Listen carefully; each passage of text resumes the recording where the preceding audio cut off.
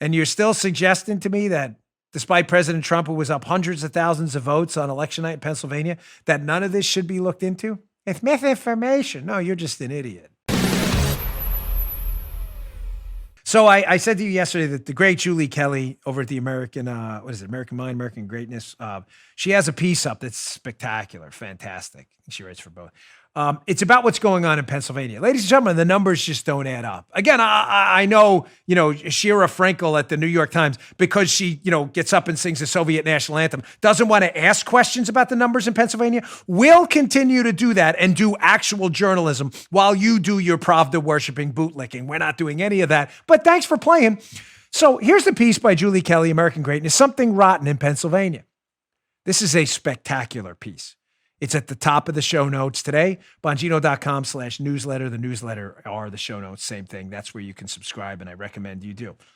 Let's get right into the what the heck is going on in Pennsylvania segment, because these numbers, ladies and gentlemen, make absolutely no sense. Check this out.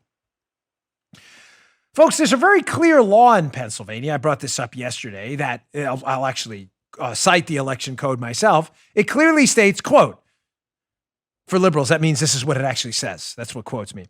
The County Board of Elections shall meet no earlier than 7 a.m. on election day to pre-canvass all ballots received prior to the meeting. Okay, sounds pretty straightforward, right? Well, Julie says, not only were an unknown number of mail-in ballots mishandled by election workers days before the official start date, election observers were not present at the premature inspections. Gosh, that sounds kind of strange, no? I just read you the actual law.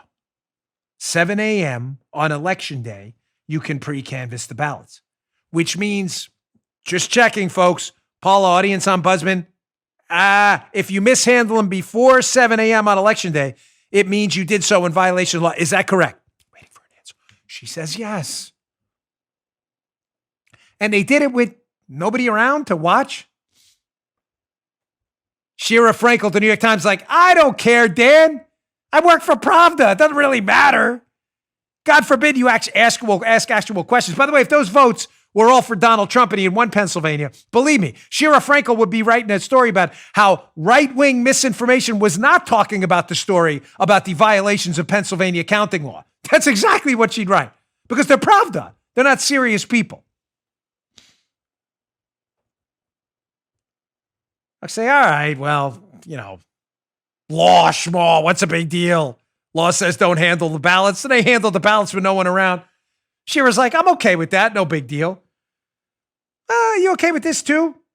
The mail-in votes seemed unusually high, while signature rejection rates were unusually low. Josh, that sounds kind of like a question.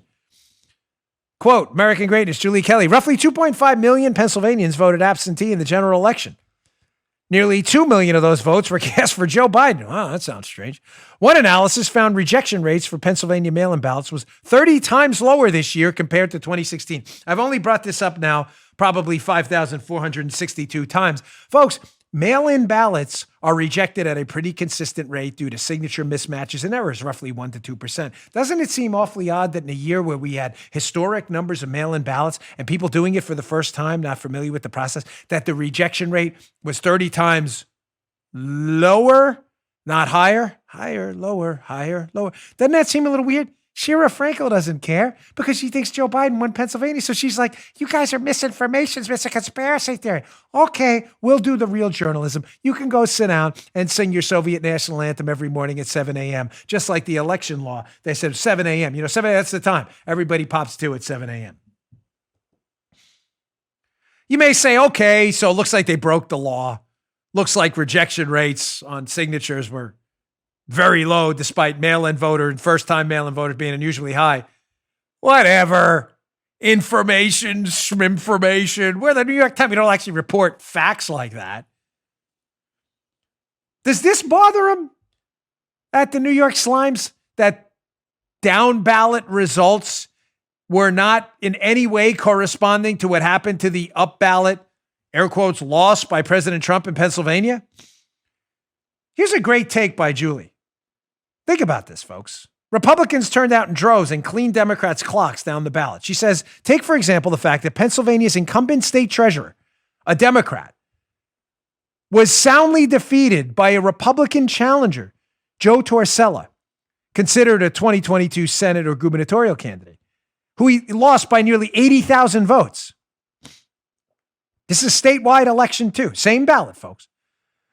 Torcella's loss marks the first time since 1994 that a Republican beat an incumbent Democrat statewide office holder and caps a brutal election cycle for Pennsylvania Democrats in down ballot races, the Pittsburgh Post-Gazette reported on November 11th.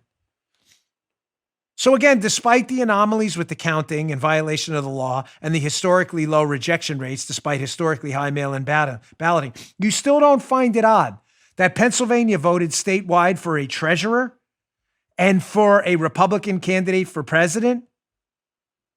And yet the Republican candidate for president, Donald Trump, lost statewide in Pennsylvania, while the Republican treasurer beat the Democrat for the first time since 1994 by 80,000 votes.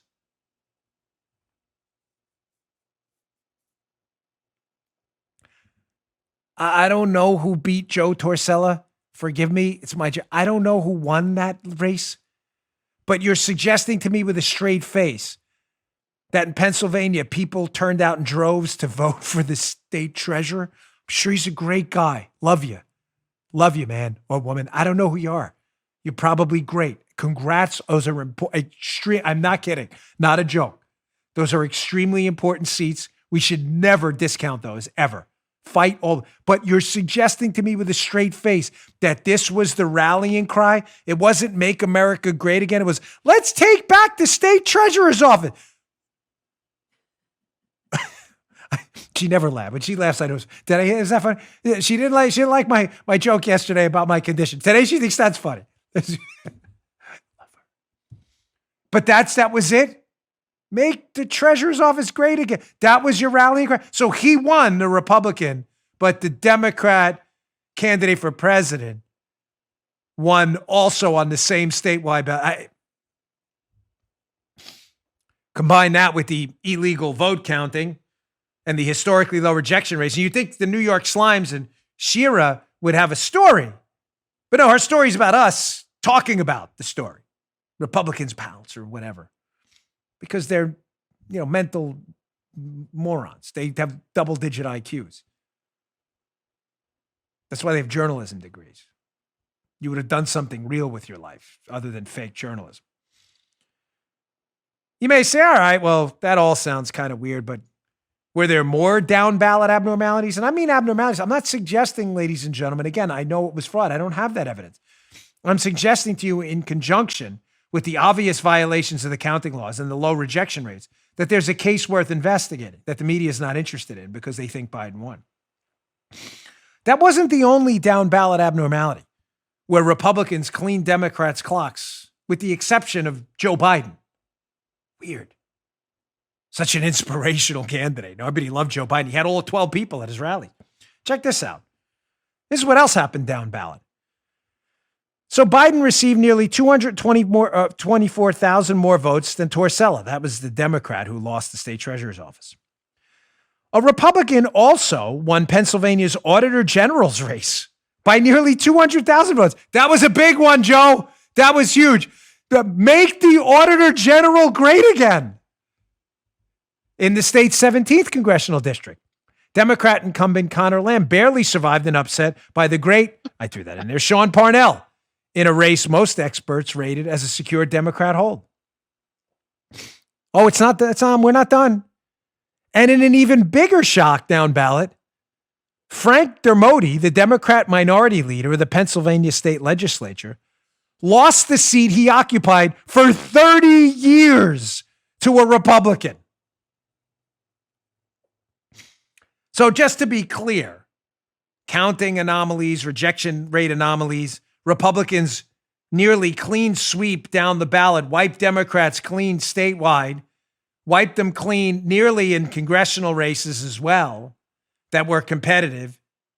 Parnell has a great lawsuit going right now. And you're still suggesting to me that despite President Trump, who was up hundreds of thousands of votes on election night in Pennsylvania, that none of this should be looked into? It's misinformation. No, you're just an idiot. You just heard Dan Bongino.